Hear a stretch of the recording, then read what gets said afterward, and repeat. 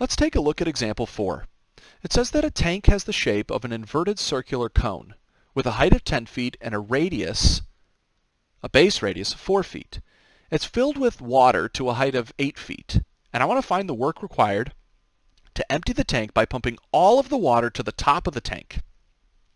Just as a note, the density of water is 62.4 pounds per cubic foot. So to draw a picture of this tank, go ahead starting with kind of this oval-like shape, and then I'll draw down my sides kind of like this. Okay, so here's my tank. Now immediately I'm going to go ahead and start to label some things about it because I was already told that the total height of the tank is 10 feet.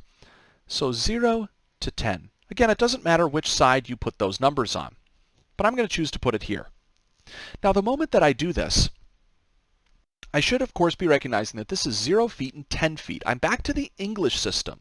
And so when I start to construct a bunch of stuff over on the side for how I'm going to find the work to move a single slice of water, I'm going to have to go ahead and think carefully about how the English system works compared to the metric system.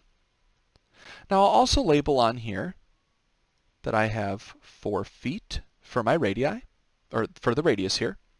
And let's see, I know that my water is filled up to a height of 8 feet. So let's say for the sake of argument, 8 is right here, and that this is where the water kind of hits up here. Okay, so we got some water in there. There's water occurring all the way down to the bottom within that tank. Okay, so tons of water in there. Great. Now our goal again is to go through here and to imagine taking a single slice of water, which we could approximate kind of with a tiny little cylinder, right? And saying, I want to take that slice of water that I have and imagine how much work it's going to take to pull it to the top. So I'll start by going ahead and summarizing a lot of stuff that we did in the last video. First, I'll notice up here I'm dealing with a single slice of water. So to calculate the work, I know I have to do force times distance. So I'm going to have to find what the distance is and what the force is. The distance is pretty easy because again, this slice is sitting at some representative height, xi star. So the distance that I have to pull that to get back to the top should be big number minus small number. 10 minus xi star feet. Now to measure my force, that's going to be a little harder. Notice here, I'm not going to use mass times acceleration. This would be bad, because that was what I would use if I was in the metric system. And since I'm not in the metric system, I'm going to have to think a little more carefully. Remember that force in the English system is measured in pounds. And actually then, there's an easy way I can relate force to the density if I consider the units of the density of water. If I want my force to ultimately say pounds at the very end, I'm going to have to multiply my density by something so I can cancel out this feet cubed. Well, feet cubed would be a measure of volume. So very surprisingly here, force in the English system would be given by density times volume, not mass times acceleration. This is a big distinction, and you got to make sure that you understand this distinction or you'll constantly mess up tank problems. Okay, no big deal though. Since I know what the density is, I can just put that in, 62.4 pounds per foot, and I'll kind of have to leave a question mark here for what the volume is. Now, finding the volume shouldn't be too terribly difficult because I just need to find the volume of this individual shape here. And I know that if that's a cylinder, the volume for a cylinder should be pi r squared times h.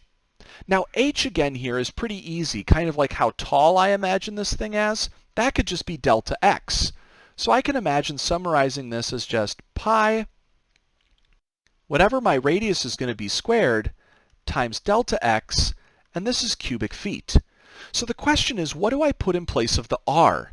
That is, what's my little radius down here? And that's a very difficult question to answer initially, because actually what we see is that this radius is not always the same when I look at different slices, right? The bigger slices up top, the ones that are higher up, are going to have a larger radius, and the slices closer to the bottom are going to have a smaller radius. So, much like we might have seen in a Calc 1 class, when cones are involved, things get tricky. To help save the day here, let's go ahead and take a look at some similar triangles.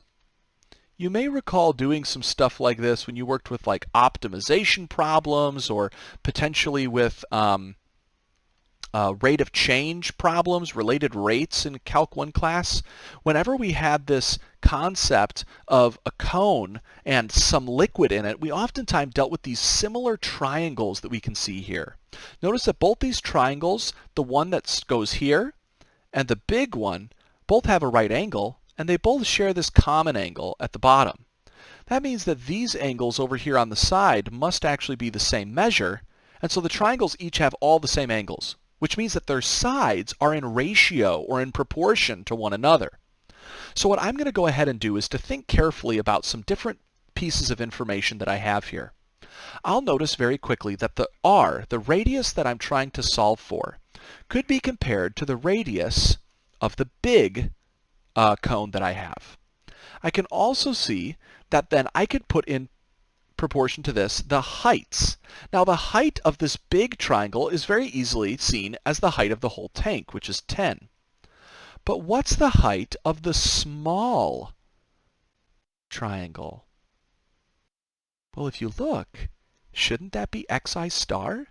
Because again, how high up is this? Well, it's at representative height xi star. So to solve for the value of r, and I'll still put that here in red, but to solve for the value of r, I would have to multiply over that 4. So I would get 4/10 xi star, or 2/5 xi star. That's what I would end up with.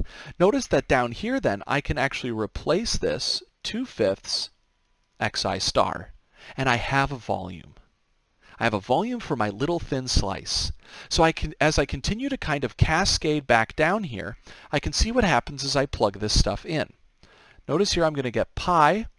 I'm going to square each of these things on the inside, so I'm going to get 4/25 xi star squared delta x feet cubed.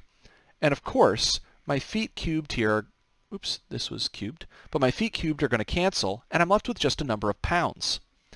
If I write this now as a final result, I'll see here that I end up with 62, oops, let me rewrite that slightly.